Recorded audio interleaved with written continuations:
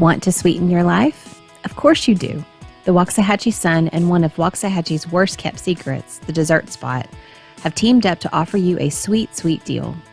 Simply purchase an annual digital subscription to the Waxahachie Sun for $60, and you'll get a 6-pack of your choice of the best, biggest cookies on the planet from the Dessert Spot for free. At the time your subscription is paid, the Sun will give you a voucher good for what would normally cost $18. Voucher will be good for 1 year. You will not only receive the most informative, local Waxahachie content around, you'll get the sweetest, most delicious cookies you've ever had. So make your way down to the Waxahachie Sun to sign up, or you can check us out on our website at waxahachiesun.com. See you soon. Hi, Ellis County. I'm Amy Trull, and I'm here with Landy, and she is with Hickory Trail Hospital. And we know each other through the Waxahachie Chamber, and welcome. Thank you. And just through some of our conversations, we have really maybe seen the need for normalizing a conversation around mental health. There's a lot of people that we interact with, or family members, or even ourselves at times, that we struggle with, depression, or just different manifestations of mental health, and like what can happen there. And so, I think that I think that our society can be intimidated of the subject. We can feel ashamed if we are the ones that are struggling with mental illness. And so I think we just want to normalize the conversation and be able to have some open discussion about it.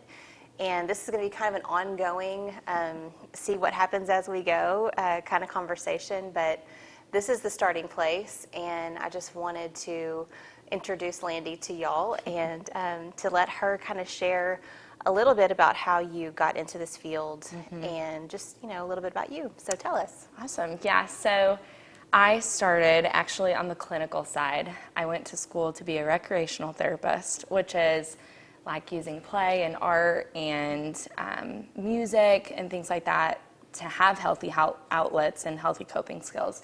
And so I did my internship right after my husband and I moved to Texas. We're from Michigan. And I, to be honest, wanted to do anything but mental health. I felt like I didn't really understand it. Wasn't really equipped to deal with whatever I was going to see, and ended up getting an internship, multiple offers for mental health, and just decided to take the plunge and learn something new. And I was absolutely amazed at how much I learned, and just how much I misunderstood mental health, and how much my family didn't talk about it, and my community didn't talk about it. And so I just really started seeing a future in that field, and worked in the clinical setting on the floor with the patients, and was just so humbled to see how different it looked. And I think there's this stigma that a lot of times people that are struggling with mental health, you can tell, right? They look depressed, they're not engaged, and that's not the case. Sure. Sometimes the person that's the life of the party is the person that you need to be worried about most. And so I just learned more and more after having conversations with family and such, that so many more people struggle than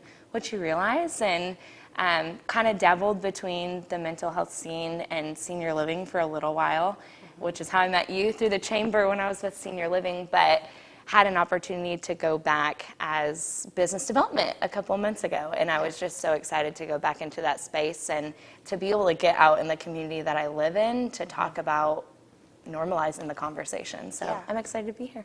That's so great.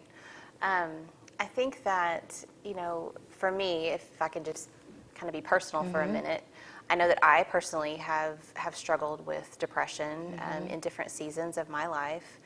And I have a friend of mine who also struggles, and we kind of call it the pit, and I think that, sometimes you can find yourself just in a really dark and kind of hopeless place. And I'll just go ahead and say it, like sometimes, if you're religious, sometimes there are religious organizations, churches, whatever, that will just try to throw the Bible at you, or Jesus can fix you, right? yeah, or say like, Yeah. well, your faith isn't enough, or you must be doing something wrong. And I think sometimes with people, depending on their own, body chemistry or their own circumstances, it's not that, and it's not that easy to fix. And there is a process to it. And for some, that may mean medication. Some that may mean counseling, or both. It may mean a short or long-term stay in a facility. And so, I think that I'm just passionate about being able to talk about it out loud, because I know I have friends that struggle every day with this, and I grow weary of seeing how they feel, or they feel like there's something wrong with them, or they feel like they just can't overcome whatever it is that they need to.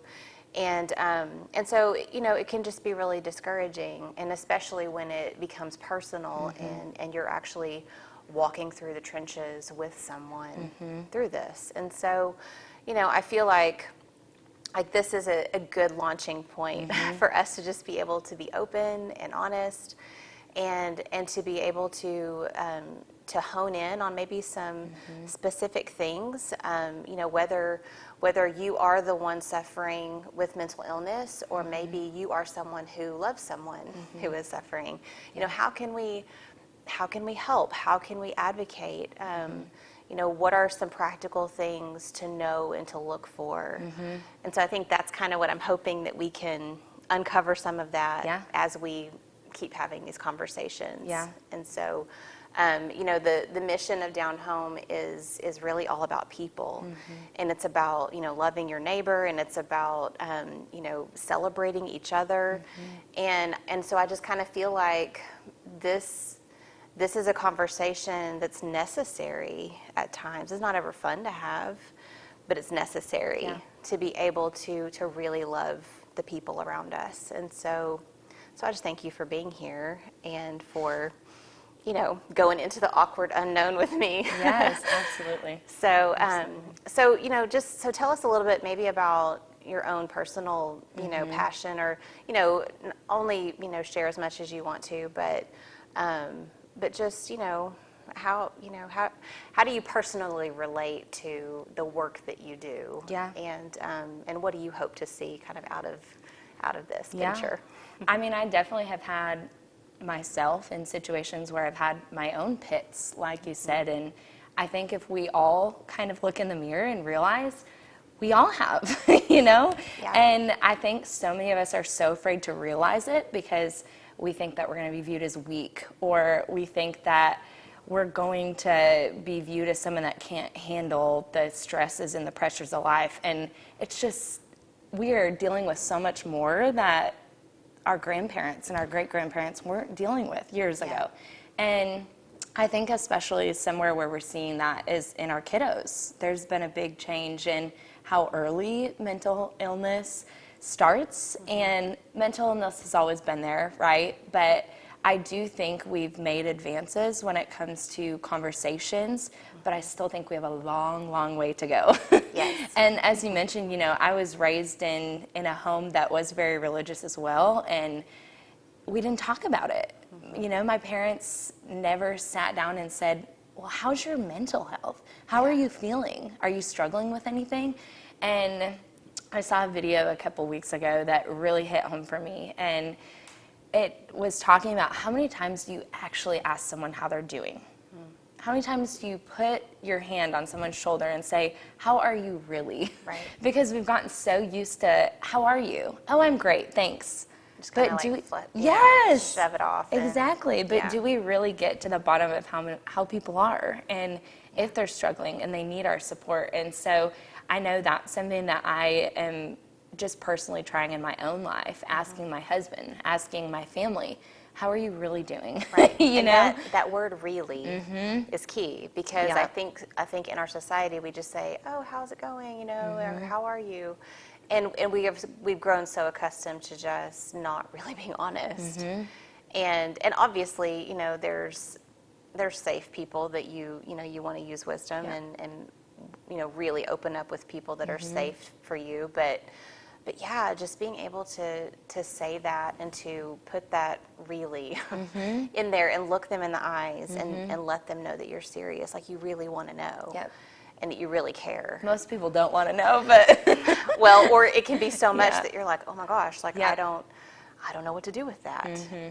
But I think that, I would like to break that down in another segment, to come, is just, what do you do sometimes with this information that this person is giving you, and maybe you have no tools or resources or even any kind of grid for what they may need, and then you as the recipient of that information can feel so overwhelmed. Yeah.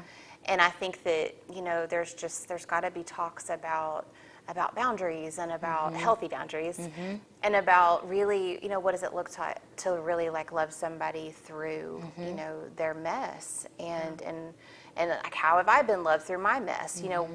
What really touched me or worked, and then what didn't, And so I think just talking through some of those things hopefully can be helpful, as we dance this dance of life with each other. I think we're going to wrap up this segment now, but our next segment is going to be about being an advocate, and what does that really look like to those who we know and love that are going through some really hard things. And sometimes with the system, it can be really difficult to navigate it, to know what to do, to really just be there for somebody, whether it's sitting in an emergency room or in a psych ward, or it's taking them to their psychiatrist appointment, whatever it may be. But what does it look like to be an advocate? And that's kind of what I want to dig into next time. Cool. So thank you for being here. Yes. And we'll see you soon.